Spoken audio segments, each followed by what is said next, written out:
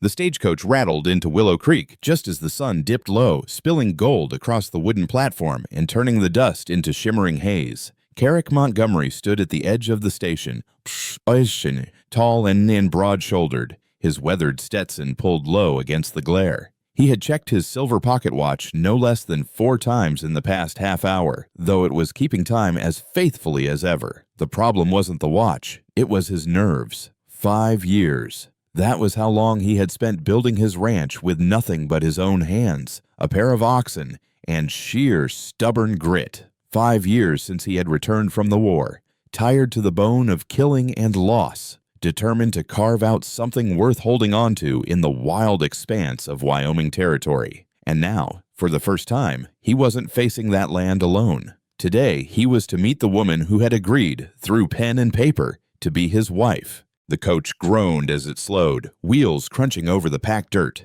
The driver climbed down stiffly, stretching his back before unbuckling the door. He caught Carrick's eye and gave a half grin. "Tough journey from Cheyenne. Your mail-order bride's aboard. Didn't say much the whole way." Carrick gave a curt nod. His throat had gone suddenly dry. The correspondence with Miss Amelia Foster had been brief but promising. A 22-year-old schoolteacher from Boston seeking a fresh start out west. Her letters were written in careful, elegant script, each word thoughtful and measured. She had not pretended romance, but had spoken of partnership, of the willingness to work hard, of the need for honesty. It had been enough. The coach door creaked open. A small gloved hand appeared first, gripping the edge. Then came the hem of a dusty blue traveling dress. Finally, the woman herself stepped down onto the platform. For an instant, she froze, her bonnet tilted low so Carrick could not see her face.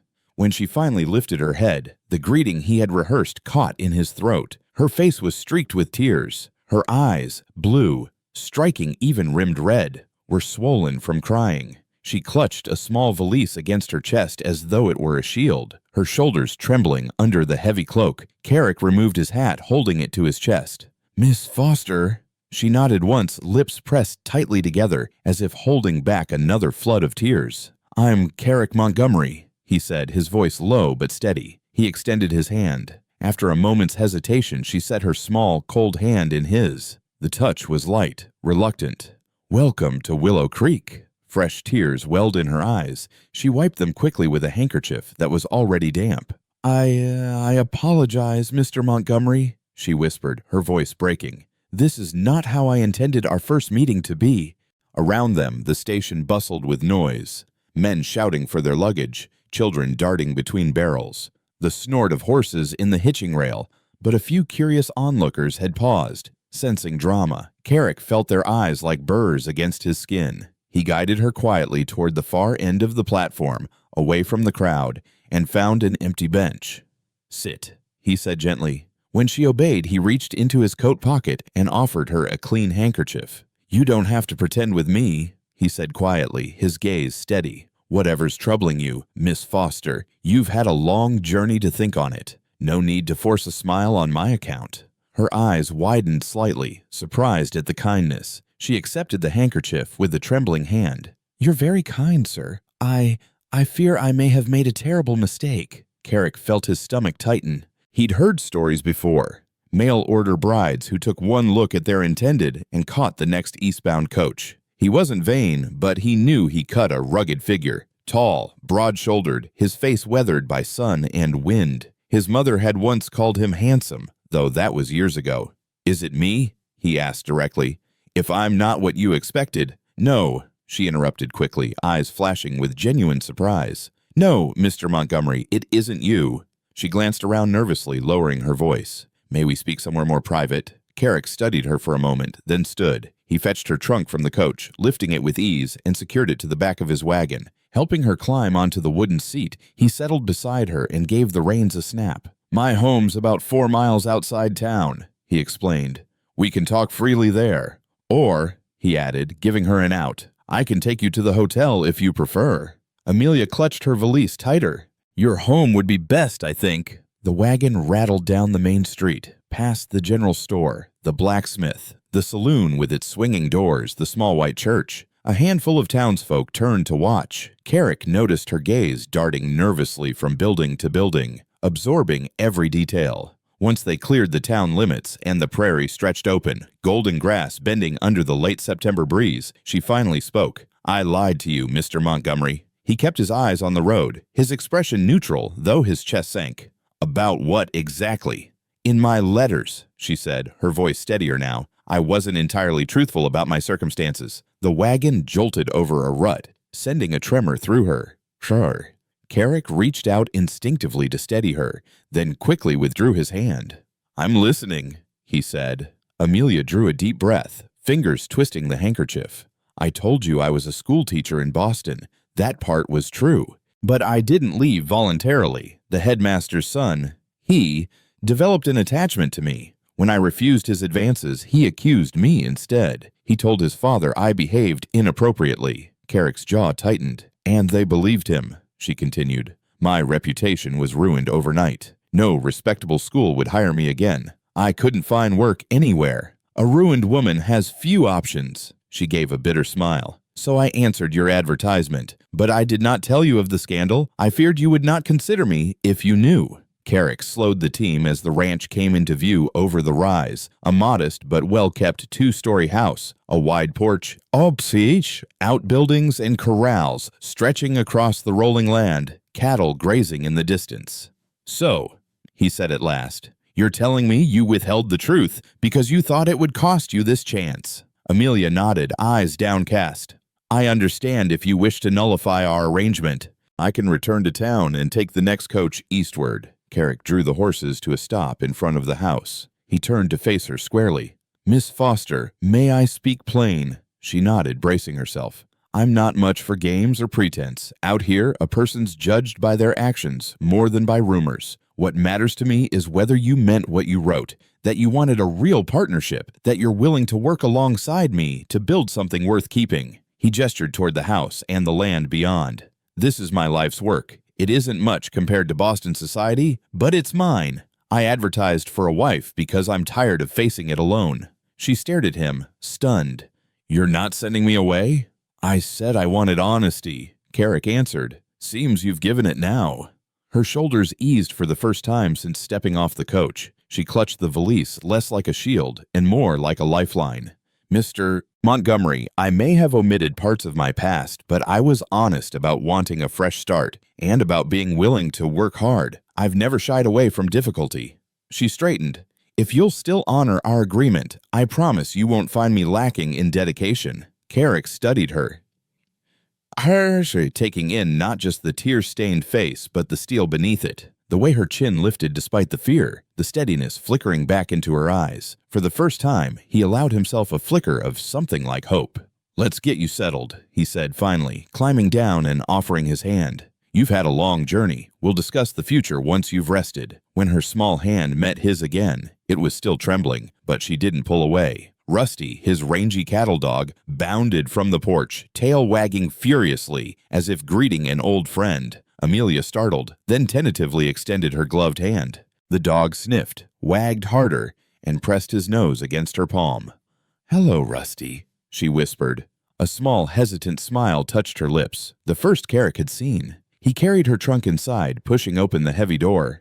"It's not fancy," he warned, suddenly seeing his bachelor home through a stranger's eyes. The plain but sturdy furniture, the polished stone hearth, the neat rows of books along the shelves. "It's lovely," Amelia said softly. For the first time, her voice held no tremor. Carrick set the trunk down, tipping his hat back as he looked around his home, then back at her. Somehow, in that moment, it already looked less empty. And though neither said it aloud, both understood. Whatever storms lay behind or ahead, this was where their story began. The prairie stretched endlessly under a wide September sky, streaked with lavender and fading gold. The wagon creaked along the dirt road, wheels cutting through ruts worn by years of settlers heading west. Amelia sat rigid on the bench beside Carrick, clutching her valise like it was her last defense against the unknown. For several minutes, only the rhythmic clop of hooves and the leather creak of harness filled the silence. Carrick held the reins loosely, his profile stern but not unkind. He seemed content to let the silence linger until she was ready. At last, Amelia spoke, her voice quiet but firm. "Mr. Montgomery, I lied to you." Carrick didn't look over. His eyes remained fixed on the open stretch of land, but his jaw tightened. About what exactly? She drew a shaky breath, her fingers twisting the damp handkerchief. In my letters, I told you I was a school teacher in Boston. That much was true, but I didn't leave by choice. I left because I had no other option. The wagon jolted over a rut, and she nearly lost her balance. Carrick's hand shot out instinctively, steadying her by the elbow. For a moment, his palm was warm and steady against her sleeve, and then he pulled back as though careful not to intrude. "I'm listening," he said, voice even. Amelia's throat tightened, but she forced the words out.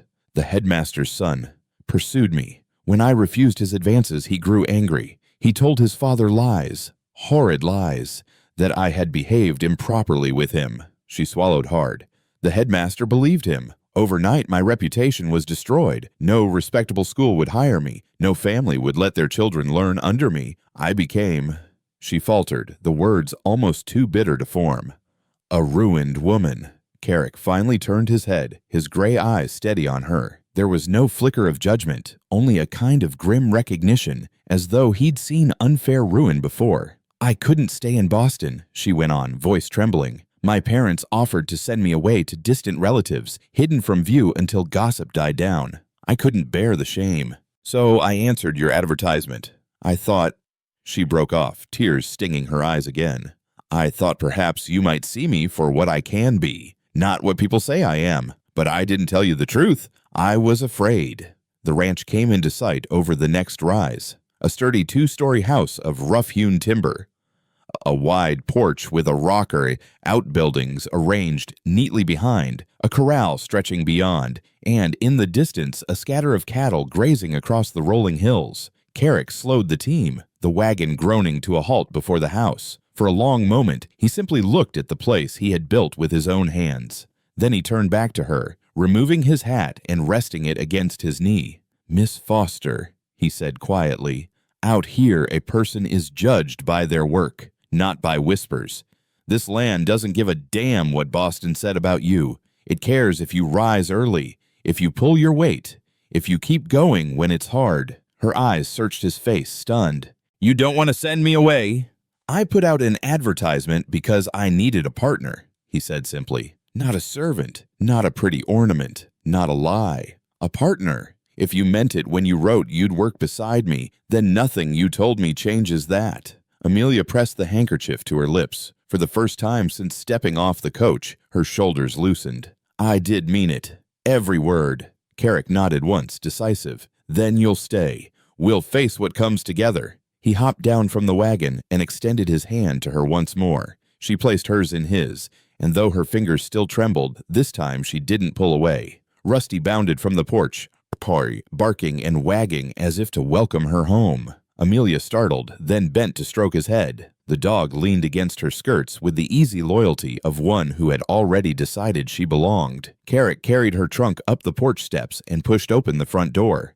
"It's not fancy," he said, suddenly aware of how plain it must seem to a woman raised in Boston. The rooms were tidy. He'd scrubbed them himself the week before. But the furniture was simple, the layout practical, the scent of pine wood still lingering from fresh polish. Amelia stepped inside, removing her bonnet with slow hands. Light from the westering sun streamed across her face, catching strands of honey-blonde hair pinned neatly beneath. Despite the redness of her eyes, despite the strain, there was an undeniable intelligence and strength there. "It's lovely," she said softly, and for the first time her voice carried no tremor. Carrick cleared his throat. "Your room's upstairs, first door on the right. Until the preacher comes through, I'll keep to my own." She looked at him, a flicker of relief crossing her features. "Thank you, that's most considerate." He carried her trunk up, setting it at the foot of the neatly made bed. He had bought a new quilt from the general store, hung fresh curtains with the Brennan woman's help, even placed a small vase of wildflowers on the dresser. Suddenly self-conscious, he muttered, "If there's anything you'd like changed, just say so." Downstairs, Amelia wandered into the kitchen. To her surprise, it was neat and orderly. Pots hung evenly, dishes stacked, a wood-burning stove freshly blackened. She touched the pump at the sink, tried it, and smiled faintly when water gushed forth. When Carrick returned, he found her at the window, Rusty at her feet. She turned to him, her face still pale but steadier than before. "I'll prepare supper," she said softly. "It's the least I can do after your kindness." "You don't need to." "I want to," she insisted. He studied her a moment, then gave a single nod. "All right, but there's stew left from yesterday if you tire." As he stepped toward the barn, she called after him, "Mr. Montgomery?" He paused in the doorway. "Whatever happened in Boston," she lifted her chin. "It stays in Boston. I want my chance to begin again." A slow breath left him. He touched the brim of his hat. "Out here," he said, "you get to decide who you are." Amelia watched him stride across the yard, Rusty bounding at his heels. The air smelled of sage and fresh hay, the sky a vault of stars beginning to prick through the dusk. She pressed her hand to her chest, feeling the wild beat of her heart. For the first time in months, she allowed herself to believe that perhaps she hadn't made a terrible mistake after all. The scent of sage and wood smoke lingered in the kitchen. As Amelia set about preparing their supper, she moved quietly, almost reverently, opening cupboards and drawers, taking inventory of what was at hand. Her hand still trembled faintly, but the act of cooking steadied her. It was something she knew, something familiar in a world that had turned upside down. Salt pork beans, a loaf of bread left from the day before. She cut and stirred, arranging the small table with care. She even found a jar of preserves in the pantry and set it beside the butter. By the time Carrick returned from the barn, the room was filled with the aroma of hot food. He paused in the doorway, surprised. Removing his hat, he washed his hands at the basin she had prepared. "You didn't need to go to such trouble," he said. Amelia kept her eyes on the pot as she ladled stew into bowls. "It's no trouble. I enjoy cooking." She gestured to the table. "Please, sit." They ate in silence at first, the scrape of spoons and the faint crackle of the fire their only conversation. Amelia feared every bite might be judged, every gesture misread, but when Carrick finished his portion, he looked up with something close to approval. "Good," he said simply. Relief fluttered through her chest. "I'm glad." After supper, Carrick insisted on washing the dishes while Amelia dried. It was a strangely intimate ritual, the two of them moving around each other in the small kitchen. When their hands brushed passing a plate, heat rushed to Amelia's cheeks. She turned quickly to hang the dishcloth, hoping he hadn't noticed. When the last dish was stacked, Carrick disappeared into the parlor. Amelia followed hesitantly, pausing in the doorway. The room was modest but tidy, a worn armchair angled toward a stone fireplace, shelves lined with books, history, poetry, a few well-thumbed novels. Papers were stacked neatly on a desk in the corner. It was the room of a man who valued order, who left little to chance. Carrick reached into the desk drawer and withdrew a folded document. He placed it on the small table between them. "There's something you should see." Amelia sat slowly, smoothing her skirts. She unfolded the paper and stared. It was a deed to the ranch, Carrick's name written boldly, with a blank line beside it. "If we marry," he explained, "your name goes there. Half the land, half the herd, half the house. It becomes yours. I had the lawyer draw it up last month." Amelia blinked, stunned. In Boston, marriage stripped women of property, rendering them dependents in the eyes of the law. Yet here, this man, a near stranger, was offering her half of everything he had built.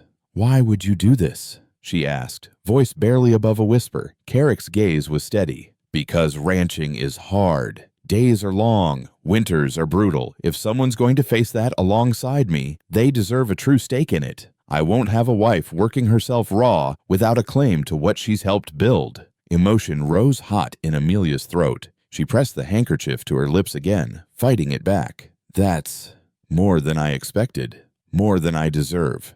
Out here," Carrick said simply, "you get what you earn. Nothing more, nothing less." The silence stretched, filled only by the ticking of the mantel clock. Amelia folded the deed carefully and set it back on the table. "I'll think on it," she said softly. "That's all I ask." Later, in the room he had prepared for her, Amelia unpinned her bonnet and smoothed her travel-stained dress. The bed was larger than she'd expected, covered with a new quilt pieced from blue and cream squares. Fresh curtains framed the window, and on the dresser, a small vase of wildflowers, gathered, she realized, by Carrick himself. The gesture struck her more deeply than the property deed. She sat on the edge of the bed, staring at her folded hands. Just days ago, she had been boarding a coach in tears, certain she was running toward ruin. Now, in a stranger's home that already felt steadier than her parents' parlor, she found herself daring, only daring, to hope.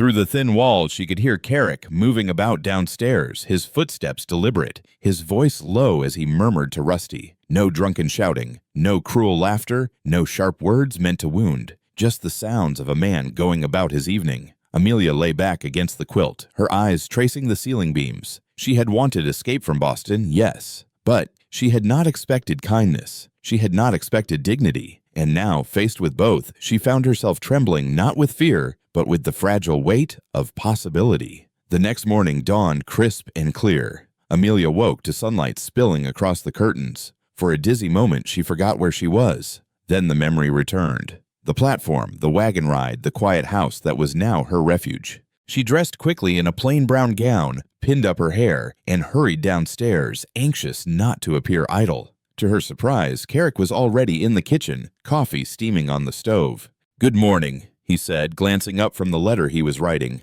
"Good morning," she replied, self-conscious. "Coffee's hot. Bread and preserves if you're hungry." He folded the letter and slipped it into his pocket. "I'm riding out to the north pasture. You'll have the place to yourself a few hours." Amelia poured herself a cup, grateful for the warmth. "Is there anything you'd like me to do?" Carrick shrugged into his coat. "House is yours. Do as you like." He paused, then added, "Don't feel you must prove yourself right away. Rest."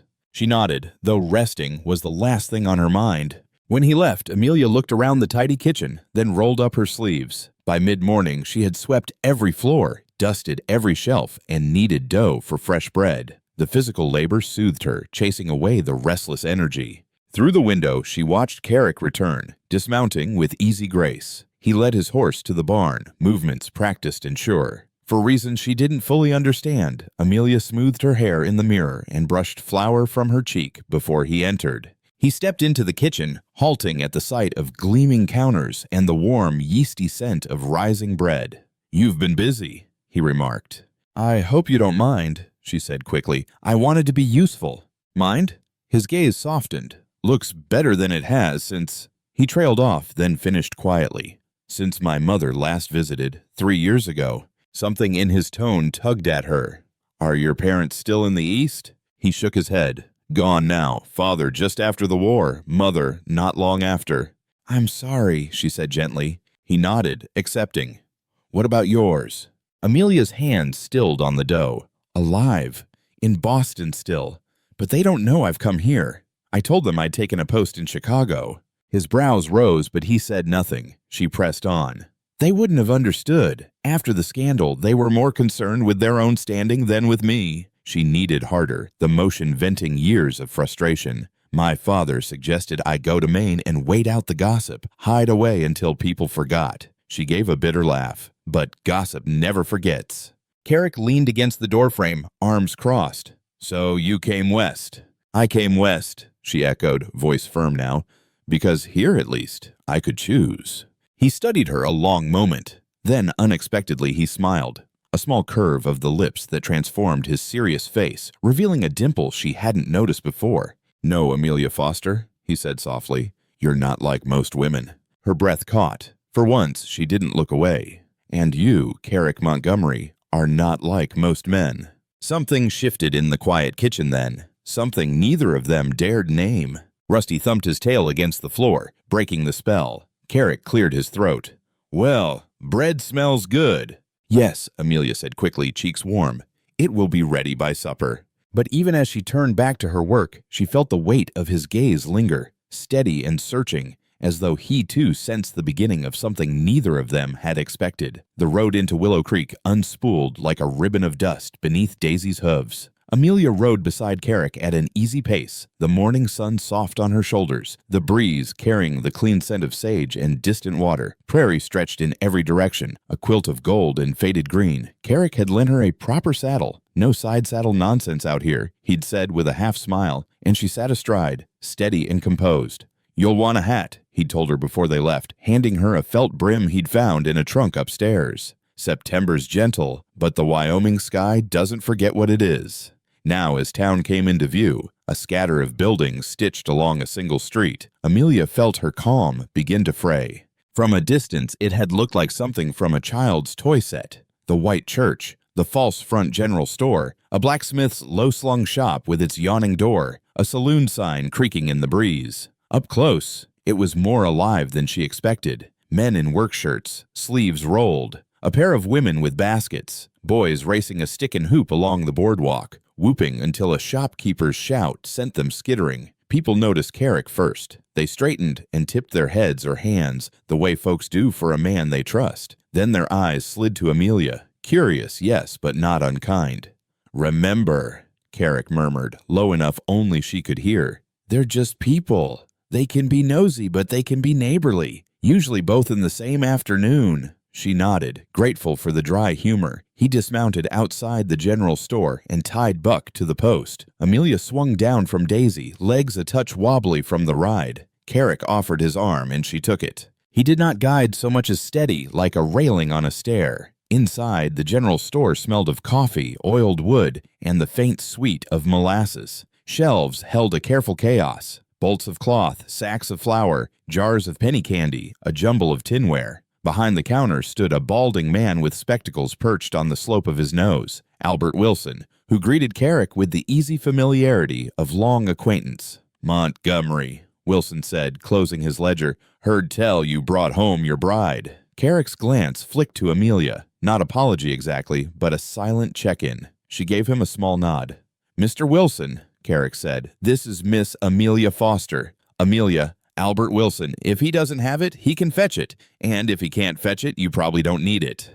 Wilson's smile deepened, and he offered his hand over the counter. "Welcome to Willow Creek, Miss Foster. My Beatrice will be beside herself. She likes new faces more than fresh peaches."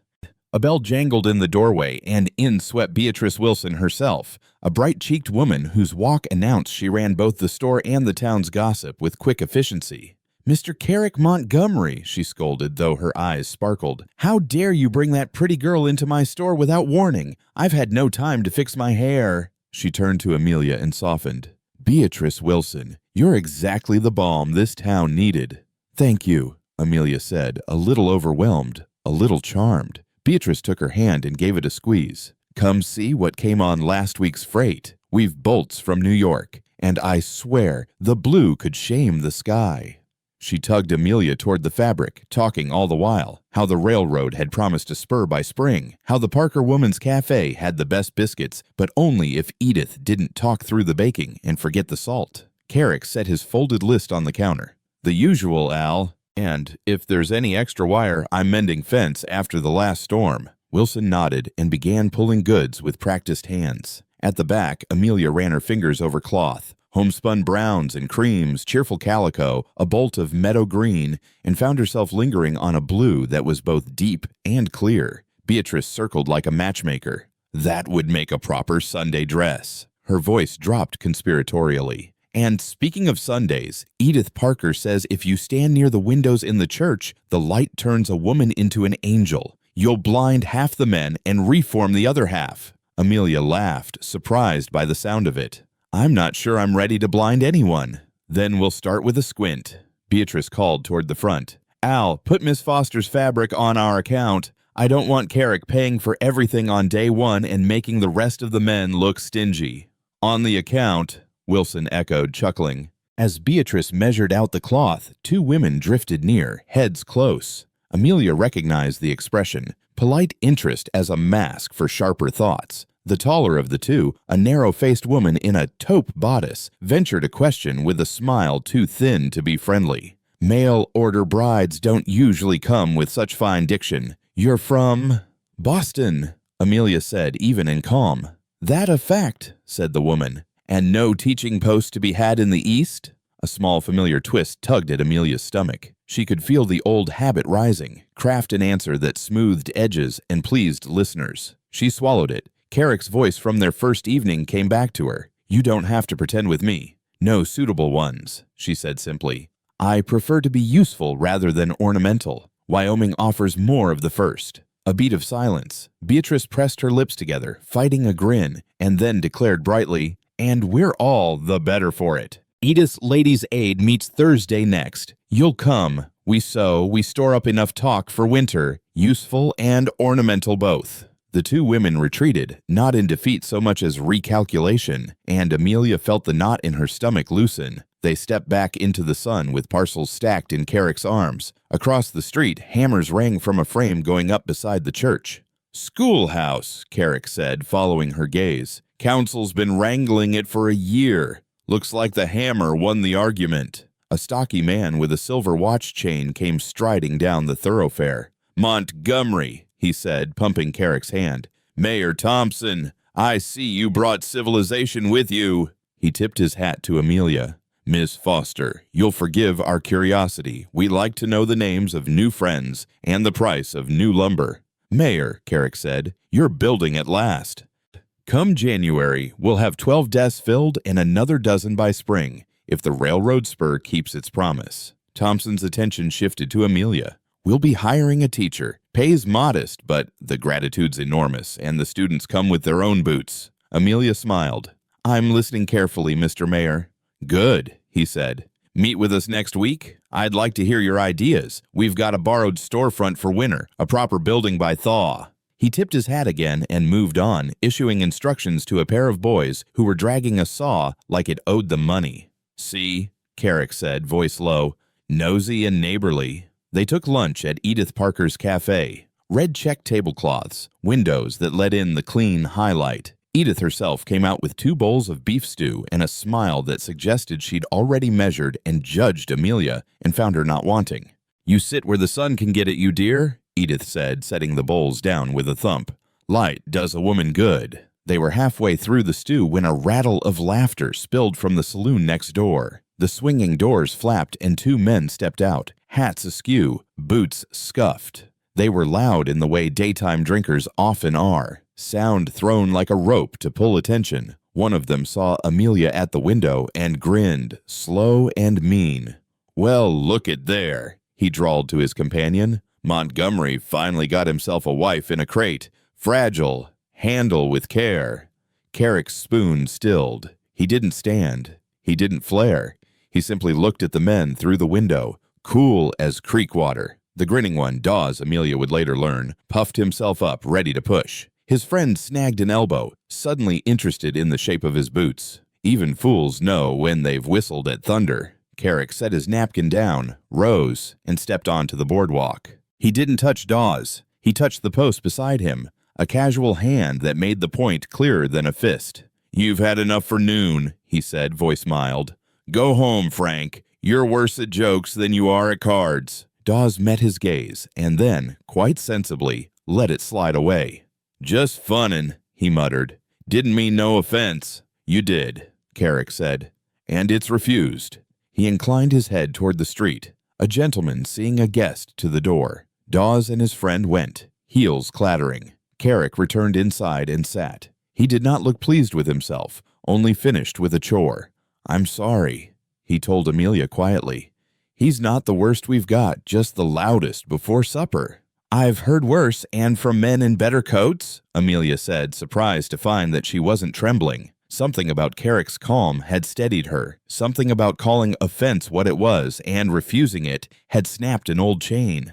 "Besides," she added, "if he were clever, he would have stayed in the cafe. Edith is serving pie." Edith, refilling a coffee cup at the next table, barked a laugh. "Marry her twice, Montgomery." They spent the afternoon with the blacksmith, a Norwegian named Halverson, who showed Amelia a set of tiny shoes he'd hammered for a neighbor's foal, and at Madame Bouvier's seamstress room, where the Frenchwoman clucked and pinned with the authority of a field marshal. "Stand, breathe, don't argue," Madame commanded, and Amelia stood, breathed, and did not argue. They stopped by the bank, where Mr. Petrie assured Carrick his deposit would be noted, and by the church, where Preacher Jenkins emerged from the rectory with sawdust on his sleeves and kindness in his eyes. "You two look like the beginning of something," he said, shaking their hands. "We'll make room in the pews and room in the town." By late afternoon, parcels stacked high in the wagon, they headed home. The sun had leaned west, the prairie taking on that honeyed light that makes even dust look blessed. For a time, they rode without speaking, the gentle creak of leather and the ticking of Daisy's hoofbeats the only sounds. "Today was easier than I feared," Amelia said at last. Carrick glanced over. "Folks behave better than I feared, too." "I won't pretend I like being examined," she went on, But it's different here. In Boston, a question was a trap with a smile. Here, it feels more like a handshake with too many fingers. He huffed a laugh. You've got the place measured in a day. I have a good teacher, she said, then added, quieter, and good company. They came to the rise above the ranch and stopped a moment. The house sat in its clearing, square and sure. The corral rails cast long shadows. Smoke curled from the chimney. Rusty, hearing them approach, trotted out to meet them, tail wagging like a metronome. I know this is sudden, Carrick said, still looking ahead. But Preacher Jenkins rides through next Sunday. If you decide, if you still want.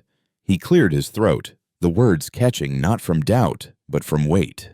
We could be married then. Amelia watched the house, the tidy yard, the line of the creek in the distance, catching the light. She thought of Beatrice's quick humor, the mayor's invitation, Edith's barked laughter, the quiet way Carrick had refused an insult without turning her into a spectacle. She thought of the deed folded in a desk drawer and the wildflowers in a vase upstairs. I don't need another week to learn what I already know, she said. Yes, Carrick? Sunday. He let out a breath that might have been a prayer and turned to her fully, a smile beginning that deepened into something rare and boyish. All right, he said softly. Sunday.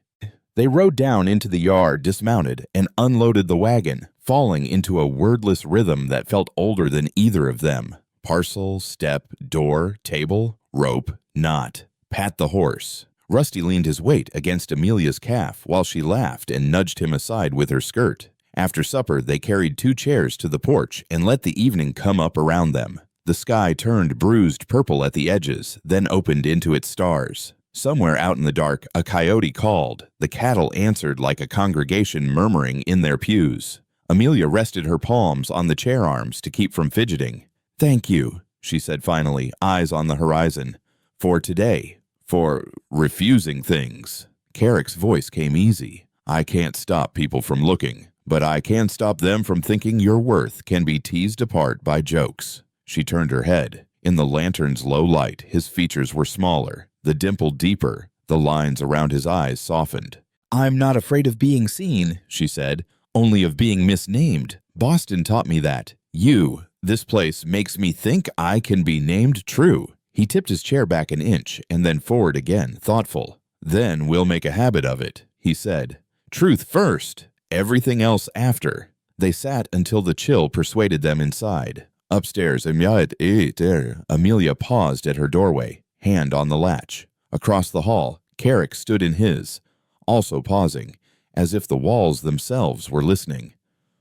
Good night, Amelia, he said. Good night, Carrick. In her room, she pulled off the borrowed hat and, on a sudden impulse, set it on the dresser beside the vase.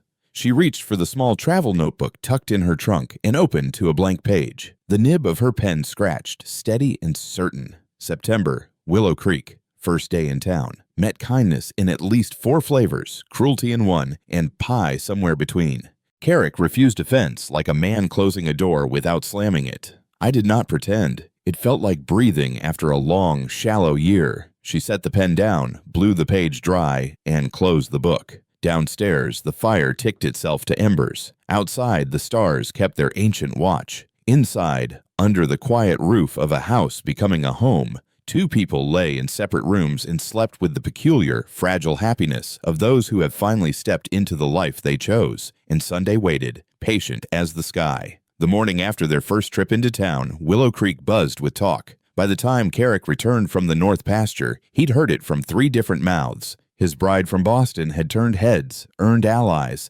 and piqued curiosity. Some whispered with welcome, others with the kind of measuring eyes that took a woman's worth, like they'd take stock of cattle. Amelia felt it too.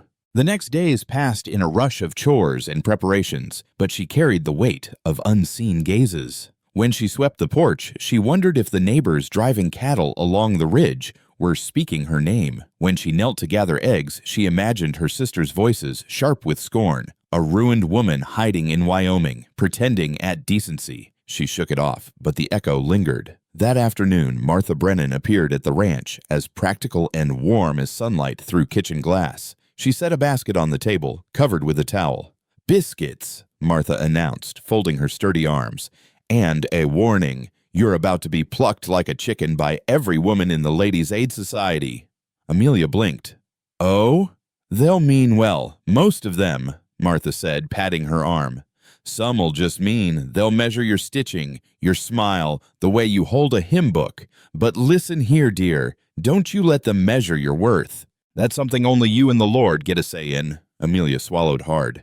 "Thank you. I needed to hear that." Martha's gaze softened. "Carrick's a good man. He's been alone too long. He chose you. That's what matters." When Martha left, Amelia lingered at the table, tracing the towel's embroidery with her fingertip. It struck her then that support could arrive wrapped in biscuits as easily as in declarations. The week unfolded quickly. Madame Bouvier pinned and fussed, clicking her tongue like a metronome, declaring the dress would be ready by Saturday. Edith Parker pressed her into attending the Ladies' Aid, where the women eyed her at first like a specimen on display. Then, when Amelia threaded her needle and set a hem as neatly as any of them, a few nods of approval spread around the circle. Beatrice Wilson loudly declared, "See, Boston breeds fine hands as well as fine words." And just like that, the tension eased. Still, Amelia caught the occasional whisper. A pair of women at the quilting frame, their heads bent too close, their words darting sharp as pins. "Pretty, yes, but no one comes west without reason." "Her reason will come out soon enough." "They always do." Amelia stitched on, her back straight, but the words pressed deep. That night, in her room, she sat with her journal open, ink pooling at the tip of her pen. "How long before truth arrives at the door?" she wrote. "How long before whispers from Boston ride west and find me here?" On Wednesday, Carrick found her on the porch, staring out at the fading light. He sat beside her without speaking, his presence heavy with unasked questions. At last, he said, "You're wearing a look that could sour milk." She let out a breath, almost a laugh. "Do you ever worry the past will follow you, Carrick?" He leaned back, hat tipped against the post. "It already has. Every scar I carry is proof. But worrying don't change the trail behind, only the steps ahead." She turned toward him. Face. "Some of the women in town, they hint. They speculate. I fear if the truth comes, you'll send you packing." He met her eyes steadily. "Amelia, I asked for honesty, not perfection. Boston doesn't get a vote here. Neither does gossip. I'll judge you by what you do on this land, in this life. No one else."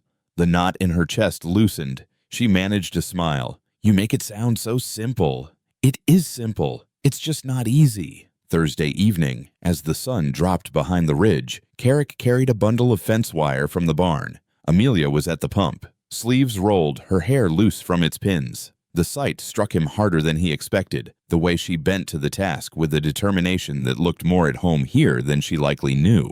"You'll spoil me," he said lightly. "I'll start expecting supper on the table and shirts mended." She straightened, laughing softly. "Then you'll be disappointed. I can mend decently, but as for supper, I'm still learning your stove's temperament." Carrick dropped the wire and leaned against the porch rail. "I'm not looking for someone to wait on me, Amelia. I meant what I said. Partnership." Her expression turned serious. "I believe you. It's just difficult to unlearn the idea that a woman's place is service." He nodded, understanding more than he said. "Out here, a woman's place is where she makes it, and I reckon you'll make it fine." Something in his voice steadied her. For the first time, she imagined not merely surviving in Willow Creek, but belonging. On Friday night, the ranch was quiet save for the distant call of a night bird. Amelia stood at her window, the half-finished dress draped on the chair. The moonlight made the blue fabric glow faintly, like water under starlight. Her reflection in the glass startled her. The woman staring back was not the broken schoolteacher who had fled Boston. This woman's shoulders were straighter, her gaze clearer. She still carried fear, yes, but also something more. Resolve. She whispered into the night, as if to test the words aloud. "I am not what they called me. I am what I choose." Rusty barked softly in the yard, and she smiled, as though he had seconded the vow. Saturday came, and with it the final fitting. Madame Bouvier stood back, hands on her hips, and declared, "Voila! Simple, strong. A dress that says, 'Here stands a woman.'" Beatrice Wilson clapped her hands. "Perfect! Carrick won't know whether to speak or drop his hat." Amelia laughed nervously, but inside her chest something bloomed. She had never owned a garment made only for her, with her life and her future in mind. When she looked in the mirror, she saw not disgrace, but beginning. That evening, Carrick suggested they sit on the porch. The air was cool, the sky wide with stars. Rusty lay between them, thumping his tail whenever one of them reached to scratch his ears. "Nervous about tomorrow?" Carrick asked. "A little," Amelia admitted. "Not about marrying you, about standing in front of everyone, being seen." Carrick's gaze was steady in the starlight. "They'll see what I see. That'll be enough." She turned to him, struck by the quiet certainty in his voice. "Are you nervous?" He considered. "Yes, but not about the vows, about being a good husband. I don't know that I've had much practice." "No one has," Amelia said softly.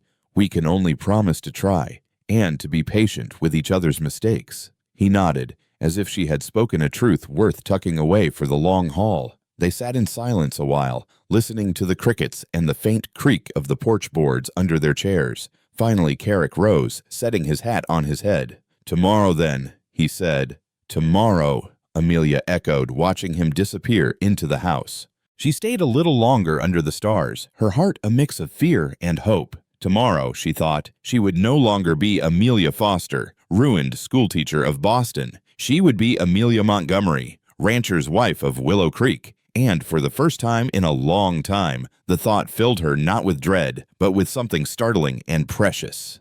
Anticipation. Sunday dawned clear and bright, the kind of morning that felt like a blessing straight from heaven. The air was crisp, the light sharp, the sky a blue so pure it almost hurt the eyes. Carrick had been up before dawn, tending to the livestock, his movements deliberate and steady as ever, yet when he came back into the house, freshly shaven, his best black suit brushed until it shone, even he couldn't hide the tension in his shoulders. Amelia stood at the window of her room, staring out at the prairie. She wore the new dress Madame Bouvier had labored over, cornflower blue with a modest neckline, the skirt falling in simple, clean lines. She had twisted her hair into an elegant knot, pinning it with her grandmother's pearl-tipped pins, the only heirloom she'd managed to bring from Boston. For a long time she had feared this day. In Boston, the idea of marriage had felt like a cage, but here, on the edge of the wild, it felt instead like a door, swinging open. A knock came at her door.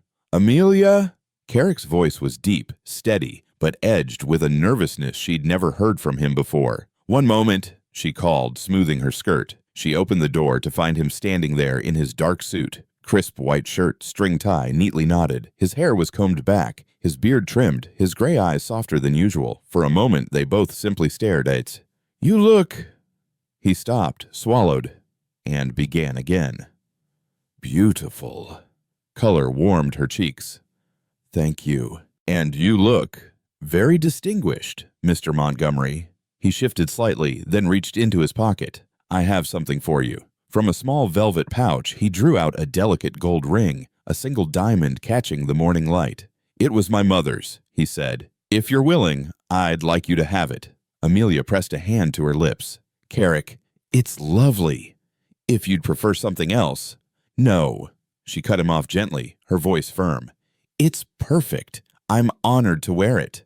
Relief washed across his face, and something deeper, a quiet joy that made her chest ache. The church in Willow Creek was simple. White clapboard walls, a modest steeple, wooden pews polished by years of use. But on this Sunday, it was filled to bursting. Word had spread that Carrick Montgomery, respected rancher, was taking a bride. Folks came from miles around, filling the sanctuary with voices and the smell of clean wool, soap, and fresh pine boughs that women had gathered to decorate the altar. As Amelia entered on Carrick's arm, a hush fell over the room. She could feel every eye on her, could feel her heart thunder in her chest. But when she dared to look up at Carrick, his steady profile calmed her. He walked as though unshaken, his hand firm beneath hers. Preacher Jenkins, a tall man with a booming voice and kind eyes, welcomed them to the front. His words rolled out deep and sure, speaking of covenant and partnership, of the hard work of marriage and the rewards it could bring. When it came time for vows, Amelia's voice trembled only slightly. "I do," she said, and for the first time in months, she believed in the truth of the words. Carrick slipped the ring onto her finger, his rough rancher's hands unexpectedly gentle. When the preacher pronounced them man and wife, Carrick hesitated just a breath, seeking her permission with his eyes. Amelia gave the smallest nod, and he kissed her. It was brief, tender, nothing for show, just a promise, sealed in front of God and community. The congregation erupted in applause. Amelia looked out at the faces, Martha Brennan smiling warmly, Beatrice Wilson dabbing at her eyes, even a few of the whispering women nodding with reluctant approval. For the first time since Boston, she felt not judged, but welcomed. The wedding feast took place at the Brennans' ranch. Their long table groaned under roasted chickens, biscuits, pies, and strong coffee. The men smoked pipes on the porch. The women clucked over Amelia, and the Brennan daughter, 17 and curious, asked question after question about Boston. "You had theaters?" she gasped, "and carriages with lamps." Amelia laughed. "Yes, but I much prefer the sky here. In Boston, the stars are hidden." Across the table, Carrick caught her eye. The small smile he gave her was like a secret meant for only the two of them. As the sun sank low, painting the land in amber and rose, they rode back to the ranch side by side. The silence between them was not empty, but full, like the pause after a hymn when the last note still lingers in the rafters. At the crest of the hill above the homestead, Carrick pulled his horse to a stop. Amelia reined Daisy beside him.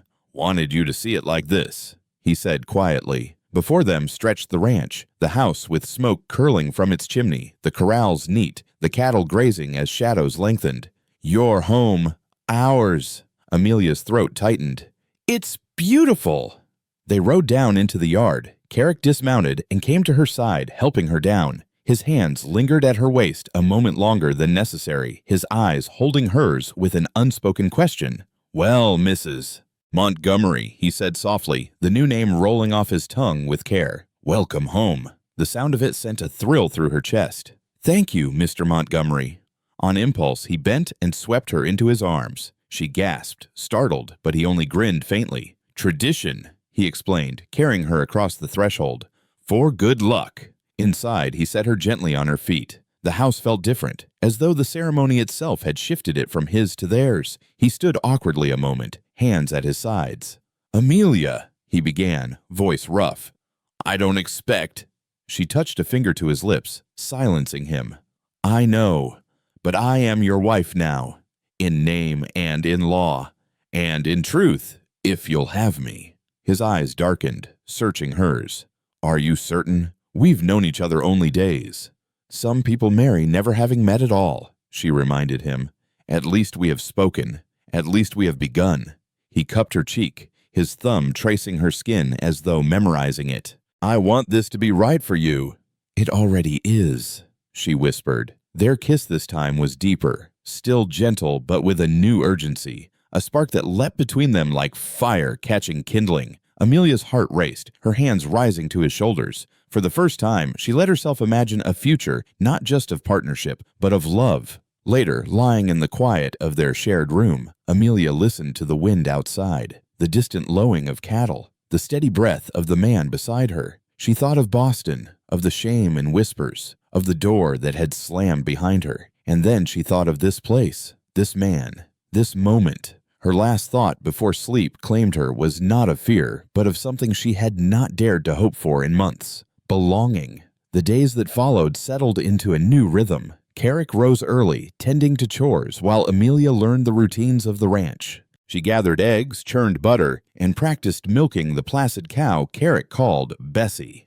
She discovered she had a knack for bread baking, though her first attempt at biscuits was more stone than dough. Carrick ate them without complaint, only remarking, "They'll hold a fence post steady if nothing else." Evenings brought a quieter intimacy. Shared meals, Carrick reading aloud from a book while Amelia mended, the two of them sitting on the porch as the sun bled across the prairie. Some nights they talked, some nights they let the silence speak for them. The gossip in town faded quickly. Where Boston would have kept scandal alive for months, Willow Creek moved on. Folks saw Amelia at the store, at the Brennans, riding Daisy across the prairie. They saw her work. They saw her stay. And gradually, they stopped seeing her as a stranger. Amelia herself began to change. She still woke some nights with old fears pressing at her, but when dawn came, she found strength in the steady rhythm of life. She began to realize that what had once felt like ruin might, in truth, be the start of her salvation. One evening,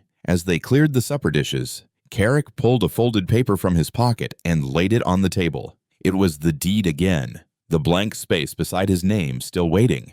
I meant what I said, he told her, meeting her eyes. Half of it's yours. This land, this house, this herd. I want no misunderstanding. Amelia placed her hand over his. Then let's sign it, she said simply. He hesitated, then nodded. They signed together. Order, ink soaking into paper. As Amelia wrote her new name, Amelia Montgomery, her hand trembled, but not from fear.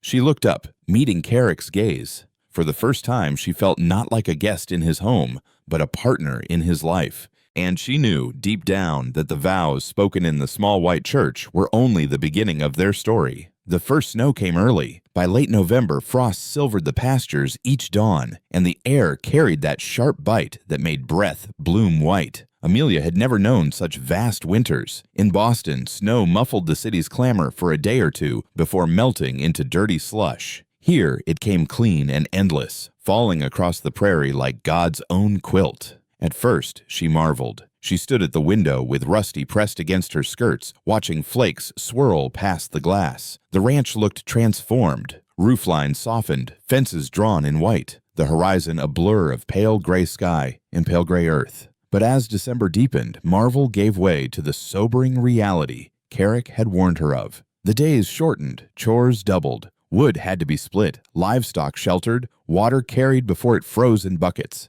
Carrick moved through it all with quiet competence, his body strong and steady, but Amelia saw the toll it took. His hands cracked, his shoulders stooped with weariness. Still, he never complained. One morning, as she struggled to keep the stove fire alive, she muttered, "You make it look easy." Carrick looked up from the woodpile, breath steaming in the cold. "Nothing about winter's easy. You just don't stop long enough to notice." The blizzard came in January. It rolled down from the mountains with a howl, carrying snow like knives. By afternoon, the world beyond their windows had disappeared, swallowed whole in white. Carrick tied ropes between the house and the barn so he could tend the animals without vanishing in the storm. Amelia stood at the window, heart in her throat, each time he disappeared into the blur. When he returned, snow crusted in his beard and lashes, she rushed to meet him at the door, brushing ice from his coat with trembling hands. "Don't," he said gently, catching her wrist. "If I see fear in your eyes, I'll start feeling it myself." She nodded, swallowing hard, and forced herself to smile. "Then I'll scowl instead." That night, the wind battered the house like fists. The walls creaked, the shutters rattled, the roof moaned under the weight of snow. Amelia sat close to the fire, hands tight in her lap. Carrick joined her, setting a fresh log in the hearth. His face was serious, his movements calm. Yet when he sat back, he didn't take his usual chair. Instead, he settled on the hearth beside her. "You're frightened," he said quietly. "Aren't you?" she asked, surprised. "Always, when storms like this come, fear keeps a man sharp." He studied her, firelight flickering in his gray eyes. "But there's more on your face than storm." Amelia stared into the flames. She had kept her story close, feeding him only fragments that first week, but the blizzard's fury pressed on her like a weight. The truth clawed at her ribs. "I should have told you more," she whispered. He waited, silent, patient. "The scandal in Boston. I told you the headmaster's son lied. That much was true, but the rest," she swallowed hard. "The women I thought were my friends turned on me. Parents I had served with devotion looked at me like filth. Even my own family cared more for their reputation than for me. I was left utterly alone." Her voice broke on the last word. Carrick's jaw tightened. "And so you came west." "Yes." She pressed the damp handkerchief to her lips, though tears slipped free anyway. "I came because there was nowhere else. Not because I was brave. Not because I was strong. Because I was desperate." Silence settled between them, heavy as the snow piling against the door. Amelia dared not look at him. She feared what she might see. Disappointment, pity, rejection. When he finally spoke, his voice was low, roughened by more than the fire's smoke. "I know what it is to come back changed, to lose the life you thought was yours." Her head snapped up. He met her gaze steadily. "Before the war, I was engaged. Elizabeth, a girl from home. We planned to marry when I returned, but I didn't come back the same man. She wouldn't understand the things I'd seen, the man I'd become. She broke it off, said she wanted the boy who left, not the soldier who came back." Amelia's breath caught. "I'm so sorry." He gave a faint shake of his head. "It was years ago, but it taught me something. Folks will love you for what you were, or for what they want you to be, rarely for who you are." Her eyes burned anew. "And what do you see, Carrick? Who do you see?" He reached across the space between them, his calloused hand covering hers. "I see a woman who crossed half a continent for a chance at a new life. I see someone who works, who doesn't quit, who doesn't hide when storms come. That's who I see, Amelia." Her lips trembled. "Even if all of Boston calls me ruined." His grip tightened. "Boston's 1,000 miles east. And out here, ruined or not, you're the woman sitting beside me. That's what matters." The words cracked something inside her, a wall she hadn't realized she still held. She leaned forward, pressing her forehead to his shoulder, sobs breaking free. Carrick wrapped his arms around her, strong and steady, holding her through the storm outside and the storm within. For 3 days the blizzard raged. They stayed close to the fire, venturing out only for the barest necessities. By the second night, Amelia no longer apologized for her tears. She told him more about the letters burned, the friendships severed, the suffocating shame. And Carrick, in turn, told her about the war, the nights without sleep, the faces of comrades he could not forget, the silence that followed him like a ghost. By the third day, the storm began to ease. Sunlight broke through thin clouds, turning the snowdrifts into glittering hills. Carrick opened the door, and Rusty bounded into the yard, barking at the brightness. "Still standing," Carrick said, surveying the ranch. Amelia joined him, blinking in the sharp light. "So are we," she murmured. He looked at her then, really looked, and for the first time, she felt no need to hide. That evening, when chores were finally done and the fire burned warm again, Carrick reached for the deed tucked in its drawer. He set it before her on the table, tapping the line that now bore both their signatures. "You told me once you feared you'd made a mistake coming here," he said. "Do you still?" Amelia looked at the paper, at his steady face, at the snowbank glowing silver outside. "No," she said firmly. "I don't." He nodded, and a slow smile curved his lips. Rusty thumped his tail at their feet, as if agreeing. That night, Amelia wrote in her journal by firelight, "The storm broke us open. I confessed my shame. He confessed his grief. Yet instead of scattering us, it bound us closer. Perhaps this is what true beginnings look like. Not neat, not easy, but raw and real, forged in fire and snow." She closed the book and set it aside. Carrick, sitting nearby, caught her eye. "No more pretending," he said softly. "No more," she agreed. Outside, the prairie lay hushed under its white mantle. Inside, beneath the shelter of timber walls and the warmth of a shared hearth, Amelia Montgomery realized that the life she had fled Boston for, the life she had scarcely dared imagine, was already beginning to take root. Spring came cautiously to the high country. It did not fling open the door with flowers and birdsong like back east. It knocked first. Soft thaws, then a defiant squall, another melt, and, finally, a green insistence at the edges of snowdrifts. By late March, the creek shouldered aside its ice, and the cottonwoods unfurled a pale mist of leaf that looked like breath catching on the trees. Amelia had learned the seasons of this land as if they were chapters in a book. Calving, fence mending, the soft miracle of grass waking up. Each morning, she pulled on her boots and walked out beside Carrick, not to prove herself. She no longer felt compelled to do that, but because the work, shared, had become the grammar of their life. "Watch your step," Carrick warned, eyeing a patch of churned mud in the corral. "I've watched it," she said, then promptly sank to the ankle with a splash that dappled her skirts in brown. Carrick's mouth twitched. "You've watched it very closely." She laughed, full and unafraid, and he reached for her, steadying her with hands that had steadied her in ways mud couldn't touch. They worked a breech calf together 2 nights later, Hank at the head with a soothing murmur, Carrick guiding firm and sure, Amelia bracing and breathing, until the slick, stubborn life came into the world. The cow, indignant at first, nosed her calf, and the barn filled with the steam of warm breath and the thin, triumphant bawl only newborns can manage. Carrick turned toward Amelia, straw in his hair and pride on his face, and she felt that familiar, quiet thunder in her chest. This was not the future she once imagined, but it suited something truer in her than satin ball gowns ever had. By April, the town's talk turned to the school. The railroad had nudged closer that winter, bringing a trickle of families and a predictable flood of opinions. At a meeting in the church hall, Mayor Thompson, vest straining, mustache bristling, called for order with a gavel that looked like it had been whittled out of a chair leg.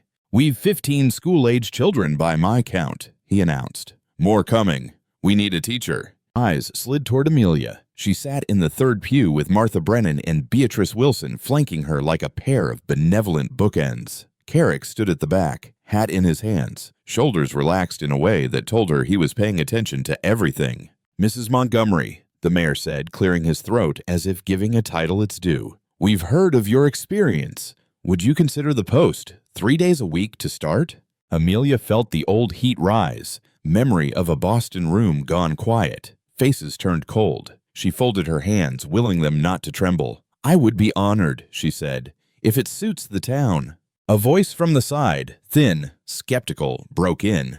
"There were whispers back east," said Mr. Pike, the store clerk's cousin, a man who saved smiles like coins. "About reputation." The silence tightened. Carrick did not move, but the set of his jaw changed. Amelia stood. "There were whispers," she said evenly. "Whispers fed by a lie from a man with more power than character. I left because truth rarely outruns rumor, and I would not spend my years begging it to. You may judge me by Boston whispers, or you may judge me by the life I have made here. I will teach your children to read, to cipher, to think with both head and heart. I will teach the girls to stand and the boys to listen. That is what I can promise." Martha's hand closed over Amelia's sleeve like a benediction. Beatrice sniffed fiercely, which, for Beatrice, was a cheer. In the back, Carrick's eyes met hers. No pity, no permission sought, only pride. The vote was not unanimous, but it was decisive. When it was done, Mayor Thompson banged his makeshift gavel and said, "Welcome, Mrs. Montgomery." Amelia sat down on legs that felt like water and breathed deeply, the way Carrick had taught her in the storm. The first schoolhouse was a borrowed storefront with 2 long benches, a pot-bellied stove, and a slate board Carrick had planned and sanded smooth himself. She arranged readers by age, pinned an alphabet along a wall with tacks from the general store, and opened the door to a parade of boots, braids, cowlicks, and curiosity. "Good morning," she said, hands folded to hide their tremble. "Good morning, Mrs. Montgomery," they chorused, except for a small boy in the back, whose greeting arrived several beats late and far too loud. His name was Eli, and he brought a pocket full of marbles, half a biscuit, and a stubborn refusal to read. "You can't make me like letters," he declared by mid-morning.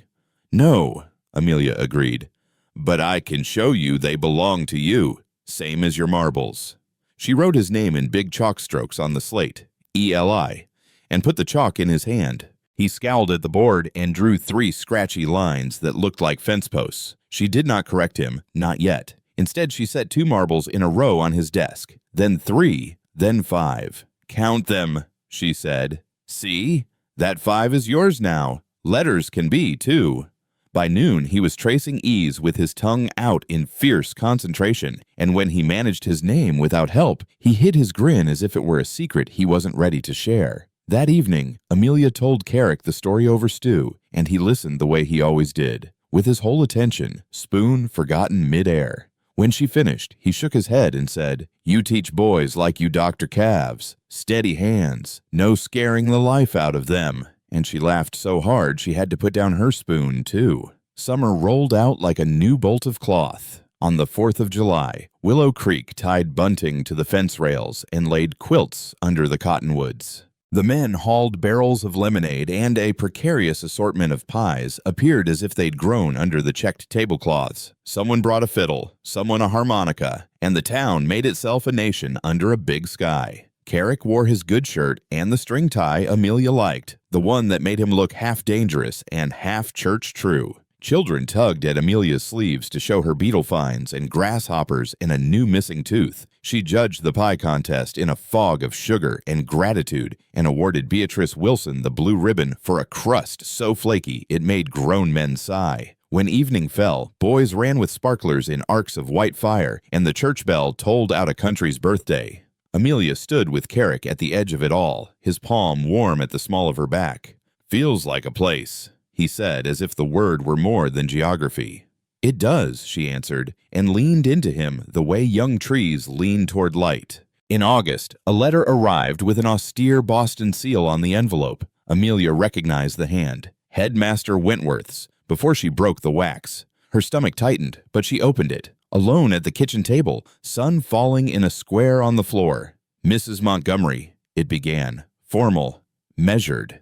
"I have learned things I should have known a year ago. My son has confessed to misrepresentations that I, to my shame, accepted without question. I write to express regret and to offer you your post should you wish to resume it." She read the last sentence twice, then a third time. Her old life had returned in tidy sentences smelling of starch. An apology, a door reopened. Carrick found her there, letter on the table, tea untouched. "Bad news?" he asked. "No," she said, voice soft with something that wasn't quite sorrow and wasn't quite relief.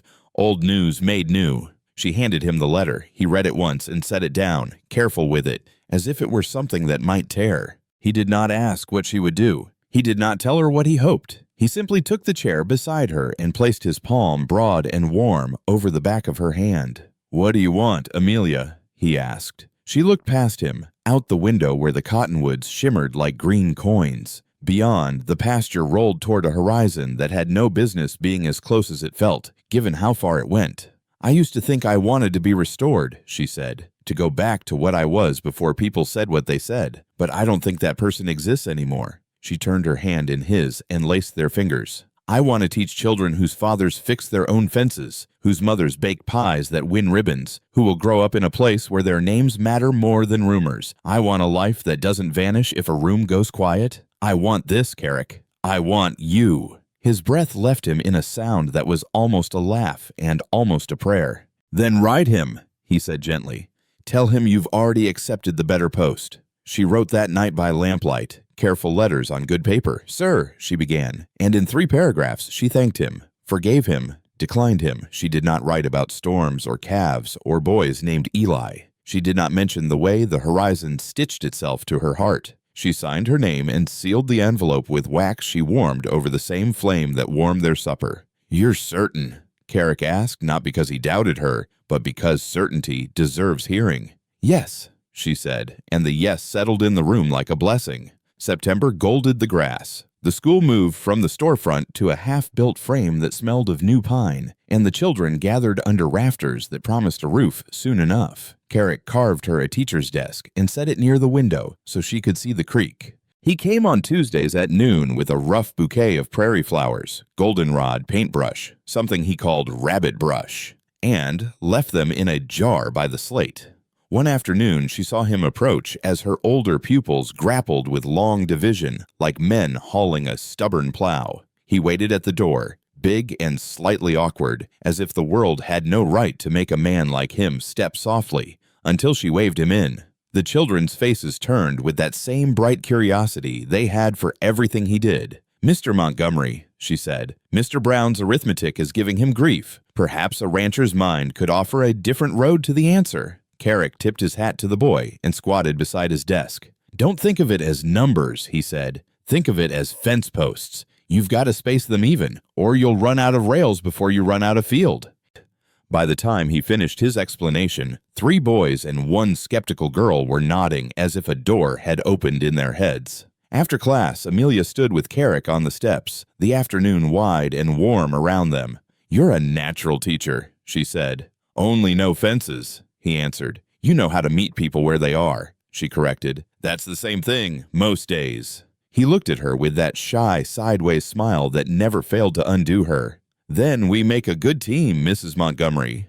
"We do," she said, and tucked her hand into the crook of his arm. Autumn settled with its clean light and long shadows. The roundup came and went in a thunder of hooves and dust. Then quiet returned, wearing wood smoke and the promise of frost. One evening in late October, Amelia stood at the porch rail and watched the sun pool molten along the ridgeline. She pressed Carrick's hand to her belly, flat beneath her apron still, but somehow not. The knowledge had been a whisper for a week, then a growing hum. "Carrick," she said, heart hammering, not from fear, but from the audacity of joy.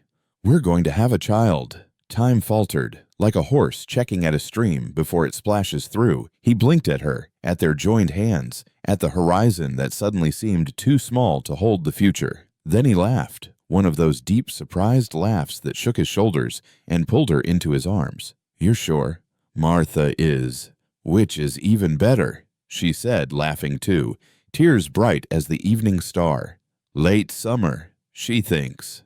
He kissed her forehead, her hair, the corner of her smiling mouth, then stepped back as if to see her better in this new light.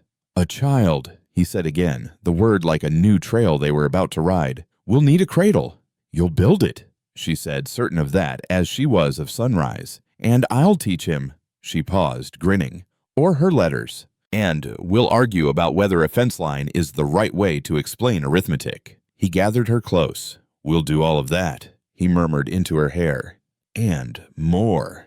Later, inside, he set a fresh log on the fire and fetched the journal he'd given her last Christmas. She wrote by lamplight, the nib scratching soft. Tonight the horizon felt nearer than ever, as if it leaned in to hear our news. There is a cradle in our future and a child whose name we do not know yet, but whose presence we feel already in the rooms of this house and the rooms of our hearts. I once wanted my old life returned to me, polished and pure. Now I want only this: work that matters, love that does not flinch, a place where truth is never a stranger at the table. Boston can keep its whispers. We have a wind that sings louder and a sky that writes bigger than any gossip can.